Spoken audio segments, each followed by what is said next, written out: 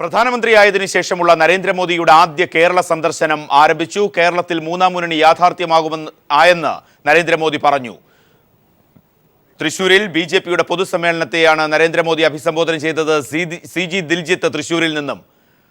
ദിൽജിത്ത്, എത്രമാത്രം ആവേശകരമായിരുന്നു പ്രധാനമന്ത്രിയുടെ തൃശൂരിലെ പരിപാടി? അതോടൊപ്പം തന്നെ അദ്ദേഹം നടത്തിയ പ്രസംഗത്തിന്റെ കാതലായ ഭാഗങ്ങൾ എന്തൊക്കെ? പ്രദീപ്, പ്രധാനമന്ത്രിയായ ശേഷം ആദ്യമായി കേരളത്തിലെത്തിയ നരേന്ദ്രമോദി കേരളത്തിൽ ആദ്യമായാണ് ജനങ്ങളെ അഭിസംബോധന ചെയ്ത് സംസാരിക്കുന്നത്. 1 മണിക്കൂറോളമാണ് തൃശ്ശൂർ മൈതാനിയിൽ ബിജെപി ഒരുക്കിയ വേദിയിൽ പ്രധാനമന്ത്രി സംസാരിച്ചത്. കേരളത്തിൽ രാഷ്ട്രീയ തൊട്ടുകൂടായ്മ നിലനിൽക്കുന്നുവെന്നും അതുപോലെ തന്നെ ഇരു മുന്നണികൾ മാറി മാറി ഭരിക്കുന്ന കേരളത്തിൽ പുതിയ മുന്നണിക്ക് മൂന്നാം മുന്നണിക്ക് തുടക്കം ആയിട്ടുണ്ടെന്നും ശിവന്റെ മൂന്നാം തുറക്കുന്നതിന്റെ സമാനമായ രീതിയിലാണ് ഇത്തരത്തിൽ മൂന്നാം മുന്നണിയുടെ ഉത്ഭവം ഉണ്ടായിരിക്കുന്നത്. ഈ ഒരു പ്രക്രിയയെ മൂന്നാം മുന്നണിയുടെ രൂപീകരണത്തെ മറ്റു മുന്നണികൾ ഇരു മുന്നണികളും ഭയപ്പെടുന്നുണ്ട്. അത്തരത്തിലുള്ള സംഭവങ്ങളാണ് പ്രതികരണങ്ങളാണ് കേരളത്തിൽ ഉണ്ടായിക്കൊണ്ടിരിക്കുന്നതെന്നും നരേന്ദ്രമോദി വിശദീകരിച്ചു. അതുപോലെ തന്നെ പ്രതികൂല സാഹചര്യങ്ങളിലും ബിജെപിക്ക് സംസ്ഥാനത്ത് നേട്ടമുണ്ടാക്കാനായി എന്നും പ്രധാനമന്ത്രി നരേന്ദ്രമോദി അവകാശപ്പെട്ടു. തുടർന്ന് കേന്ദ്ര സർക്കാരിന്റെ പ്രവൃത്തികൾ ഭരണ നേട്ടമായി ചിത്രീകരിക്കാനുള്ള ഒരു പ്രസംഗമാണ് പ്രധാനമന്ത്രി ശ്രദ്ധ കേന്ദ്രീകരിച്ചത്. തുടർന്ന് കാര്യമായ പ്രഖ്യാപനങ്ങളൊന്നും തന്നെ അദ്ദേഹം നടത്തിയില്ല എന്നതും വളരെ ശ്രദ്ധേയമാണ്. അദ്ദേഹം ആദ്യഘട്ടത്തിൽ തന്നെ ശബരിമലയെക്കുറിച്ച് സംസാരിച്ചു തുടങ്ങിയെങ്കിലും ശബരിമലയ്ക്ക് കാര്യമായ പ്രഖ്യാപനങ്ങളോ ഒന്നും തന്നെ അദ്ദേഹം നടത്തിയിട്ടില്ല. കേരളത്തിലെ റബ്ബർ മേഖലയിലെ പ്രതിസന്ധിയെക്കുറിച്ച് തനിക്ക് അറിവ് ലഭിച്ചിട്ടുണ്ടെന്ന് പറഞ്ഞ പ്രധാനമന്ത്രി റബ്ബറിന്റെ ഇറക്കുമതി ചുങ്കം വർദ്ധിപ്പിക്കുമെന്നും മേക്ക് ഇൻ ഇന്ത്യ പദ്ധതിയുടെ ഭാഗമായി റബ്ബർ മേഖലയെ ഉൾപ്പെടുത്തുമെന്നും പറഞ്ഞു. അതോടൊപ്പം കേരളത്തിലെ തെലുങ്ക് വിഭാഗത്തിന്റെ വികസനത്തിനായി അവർക്ക് സഹായകമായ രീതിയിൽ മറ്റ് പദ്ധതികൾ ആവിഷ്കരിക്കുമെന്നും അദ്ദേഹം വ്യക്തമാക്കി. മറ്റൊരു കാര്യം, ഈ പ്രസംഗം തുടങ്ങിയപ്പോൾ ആദ്യഘട്ടത്തിൽ ബിജെപി നേതാവ് കെ സുരേന്ദ്രനാണ് പ്രധാനമന്ത്രിയുടെ പ്രസംഗം പരിഭാഷപ്പെടുത്താനായി എത്തിയിരുന്നത്. എന്നാൽ ഗുരുതര പിഴവ് സംഭവിച്ചതിനെ തുടർന്ന് ബിജെപി സംസ്ഥാന അധ്യക്ഷൻ കെ മുരളീധരനാണ് തുടർന്ന് പരിഭാഷ നടത്താനായി വേദിയിലേക്ക് എത്തിയത് എന്നതും വളരെ ശ്രദ്ധേയമായ കാര്യമാണ്. സി.ജി. ദിൽജിത്ത് തൃശൂരിൽ നിന്നും. പ്രധാനമന്ത്രി നരേന്ദ്രമോദിയുടെ സന്ദർശനവുമായി ബന്ധപ്പെട്ട് മുഖ്യമന്ത്രി അവഹേളിച്ച സംഭവത്തിൽ പ്രധാനമന്ത്രിയെ പ്രതിഷേധമറിയിക്കുമെന്ന് മന്ത്രി കെ.സി. ജോസഫ് വ്യക്തമാക്കി. മുഖ്യമന്ത്രി അസൗകര്യം മൂലം പങ്കെടുക്കുന്നില്ലെന്നല്ല അദ്ദേഹം അറിയിച്ചത്. അറിയിക്കാനുള്ള സാഹചര്യം ക്ഷണിച്ച ആളുകൾ തന്നെ ക്ഷണം പിൻവലിക്കുകയും അദ്ദേഹം വിട്ടുനിൽക്കണമെന്ന് ആവശ്യപ്പെടുന്ന സാഹചര്യത്തിലാണ് അദ്ദേഹം തീരുമാനിച്ചത്. കേന്ദ്രമന്ത്രി പാർലമെന്റിൽ പറഞ്ഞത് വസ്തുതാപരമല്ല. അസൗകര്യം മൂലം അദ്ദേഹം വിട്ടുനിൽക്കാനുള്ള കാരണം സംഘാടകർ സ്വീകരിച്ച നിലപാടിലെ വൈരുദ്ധ്യം കൊണ്ടാണ്. അഴിമതി ആരോപണം നിലനിൽക്കുന്നതിനാലാണോ പ്രധാനമന്ത്രി പങ്കെടുക്കുന്ന ചടങ്ങിൽ നിന്ന് മുഖ്യമന്ത്രിയെ ഒഴിവാക്കിയതെന്ന് കേന്ദ്ര സർക്കാർ വ്യക്തമാക്കണമെന്ന് CPIM സംസ്ഥാന സെക്രട്ടറി കോടിയേരി ബാലകൃഷ്ണൻ. മുൻ മുഖ്യമന്ത്രി ആർ ശങ്കറിനെ RSS ആക്കി മാറ്റുന്ന ചടങ്ങാണ് കൊല്ലത്ത് നടക്കുന്നതെന്നും കോടിയേരി ബാലകൃഷ്ണൻ പറഞ്ഞു. തിരുവനന്തപുരം ജില്ലയിലെ തദ്ദേശ സ്വയംഭരണ സ്ഥാപനങ്ങളിലെ CPIM പ്രതിനിധികൾക്കുള്ള ഏകദിന ശില്പശാല ഉദ്ഘാടനം ചെയ്യുകയായിരുന്നു കോടിയേരി ബാലകൃഷ്ണൻ.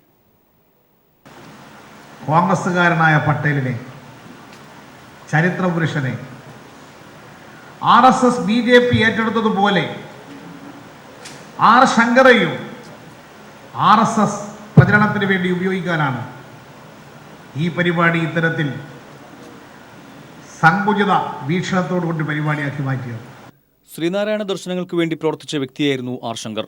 അങ്ങനെയുള്ള വ്യക്തിയെ RSS ആക്കി മാറ്റാൻ വെള്ളാപ്പള്ളി ചുക്കാൻ പിടിക്കുകയാണ്. മൈക്രോ ഫിനാൻസ് തട്ടിപ്പ് കേസിൽ പ്രതിയായ വെള്ളാപ്പള്ളിക്കൊപ്പം പ്രധാനമന്ത്രി വേദി പങ്കിടുന്നത് ശരിയാണോ എന്ന് ചിന്തിക്കണമെന്നും കോടിയേരി ചൂണ്ടിക്കാട്ടി. LDF അധികാരത്തിലെത്തിയാൽ തദ്ദേശ സ്വയംഭരണ സ്ഥാപനങ്ങളിൽ ജനറൽ വാർഡുകളും സംവരണ വാർഡുകളും 5 വർഷം കൂടുമ്പോൾ മാറുന്നത് 10 വർഷമാക്കുമെന്ന് കോടിയേരി പറഞ്ഞു. LDFന്റെ വികസന കാഴ്ചപ്പാടുകൾ ജനങ്ങളിലെത്തിക്കാൻ CPIM പ്രതിനിധികൾ പ്രതിജ്ഞാബദ്ധമാണെന്നും കോടിയേരി വ്യക്തമാക്കി. സാധാരണക്കാരിൽ ഭാരം അടിച്ചേൽപ്പിക്കാതെ വികസനത്തിനായി സ്വയം ഫണ്ട് കണ്ടെത്താൻ പഞ്ചായത്തുകൾക്കും നഗരസഭകൾക്കും കഴിയണമെന്നും അദ്ദേഹം കൂട്ടിച്ചേർത്തു. CPIM സംസ്ഥാന കമ്മിറ്റി അംഗം M. വിജയകുമാർ അധ്യക്ഷനായിരുന്നു. News bureau, Thiruvananthapuram. പ്രധാനമന്ത്രി നരേന്ദ്രമോദിയുടെ സന്ദർശനത്തെ ചൊല്ലി ശിവഗിരി മഠത്തിലെ സന്യാസിമാർക്കിടയിൽ ഭിന്നത രൂക്ഷം. ക്ഷണിച്ചിട്ടല്ല നരേന്ദ്രമോദി ശിവഗിരി സന്ദർശിക്കുന്നതെന്ന ഒരു വിഭാഗം സന്യാസിമാരുടെ നിലപാടിന് കടകവിരുദ്ധമായി മറ്റൊരു വിഭാഗം സന്യാസിമാർ രംഗത്തെത്തി. ക്ഷണിച്ചിട്ട് തന്നെയാണ് നരേന്ദ്രമോദി ശിവഗിരിയിൽ എത്തുന്നതെന്ന് സ്വാമി സച്ചിദാനന്ദയും കൂട്ടരും വ്യക്തമാക്കി. ആർ ശങ്കറിന്റെ പ്രതിമ അനാച്ഛാദന ചടങ്ങിൽ നിന്ന് തന്നെ ഒഴിവാക്കിയതിലൂടെ കേരളത്തെ അവഹേളിച്ചെന്ന് മുഖ്യമന്ത്രി ഉമ്മൻചാണ്ടി. സാമാന്യ മര്യാദയും പ്രോട്ടോക്കോളും പ്രകാരം മുഖ്യമന്ത്രി പങ്കെടുക്കേണ്ടതായിരുന്നു. വരേണ്ടെന്ന് പറഞ്ഞപ്പോൾ ദുഃഖം തോന്നിയെന്നും മുഖ്യമന്ത്രി ഫേസ്ബുക്ക് പോസ്റ്റിൽ പ്രതികരിച്ചു. അപ്രിയ സത്യങ്ങൾ തുറന്നു പറയാനാകില്ലെന്ന് വെള്ളാപ്പള്ളി നടേശൻ. മുഖ്യമന്ത്രിയെ വിളിക്കാനും വിളിക്കാതിരിക്കാനും തനിക്ക് അവകാശമുണ്ടെന്ന് ചടങ്ങിൽ മുഖ്യമന്ത്രിയെ വിളിക്കേണ്ടെന്ന് തീരുമാനിച്ചത് താനാണെന്നും വെള്ളാപ്പള്ളി പറഞ്ഞു. സോളാർ വിഷയത്തിൽ പ്രതിപക്ഷ പ്രതിഷേധത്തെ തുടർന്ന് നിയമസഭ ഇന്നത്തേക്ക് പിരിഞ്ഞു. സോളാർ കമ്മീഷൻ പ്രവർത്തനങ്ങൾ അട്ടിമറിക്കാൻ ആഭ്യന്തരമന്ത്രി ശ്രമിക്കുന്നുവെന്ന് ആരോപിച്ച് പ്രതിപക്ഷം കൊണ്ടുവന്ന അടിയന്തര പ്രമേയത്തിന് അനുമതി ഉണ്ടായില്ല. സ്പീക്കറുടെ ഓഫീസ് ഇതേ തുടർന്ന് പ്രതിപക്ഷം ഉപരോധിച്ചു. UDF സർക്കാർ അധികാരത്തിലെത്തിയതിനു ശേഷം 64 കർഷക ആത്മഹത്യ നടന്നതായി കൃഷിമന്ത്രി KP മോഹനൻ നിയമസഭയെ രേഖാമൂലം അറിയിച്ചു. കാർഷിക ആത്മഹത്യകൾക്ക് കേന്ദ്രത്തിൽ നിന്ന് ഈ സാമ്പത്തിക വർഷം സഹായം ലഭിച്ചിട്ടില്ലെന്നും അദ്ദേഹം കൂട്ടിച്ചേർത്തു. UDF സർക്കാർ അധികാരത്തിലെത്തിയ ശേഷം സംസ്ഥാനത്തിന്റെ വാർഷിക വരുമാനത്തിൽ കുറവുണ്ടായതായി മുഖ്യമന്ത്രിയും സഭയിൽ വ്യക്തമാക്കി.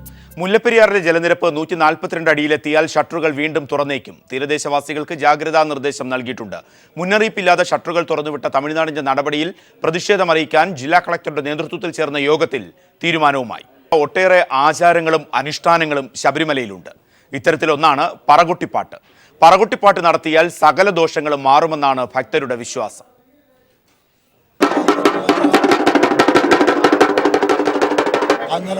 സന്നിധാനത്തെ വ്യത്യസ്തമായ ആചാരങ്ങളിലൊന്നാണ് പറകൊട്ടിപ്പാട്ട്. പറകൊട്ടിപ്പാട്ട് നടത്തിയാൽ സകല ദോഷങ്ങളുമായി സർവൈശ്വര്യങ്ങളും ഉണ്ടാകുമെന്നാണ് ഭക്തരുടെ വിശ്വാസം. സന്നിധാനത്ത് മാളികപ്പുറം ക്ഷേത്രത്തിന് സമീപത്ത് വെച്ചാണ് പറകൊട്ടിപ്പാട്ട് നടക്കുന്നത്.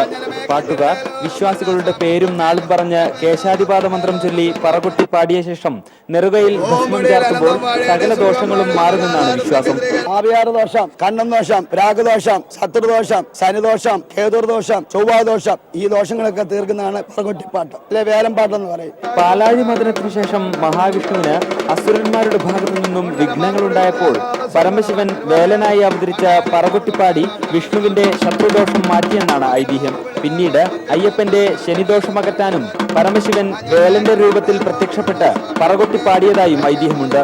അയ്യപ്പനു വേണ്ടി പറകൊട്ടിപ്പാടിയ വേലന്റെ പിന്മുറക്കാരെന്ന രീതിയിൽ പ്രാകൃത വേഷത്തിൽ 14 വേലന്മാരാണ് സന്നിധാനത്ത് പറകൊട്ടിപ്പാടുന്നത്.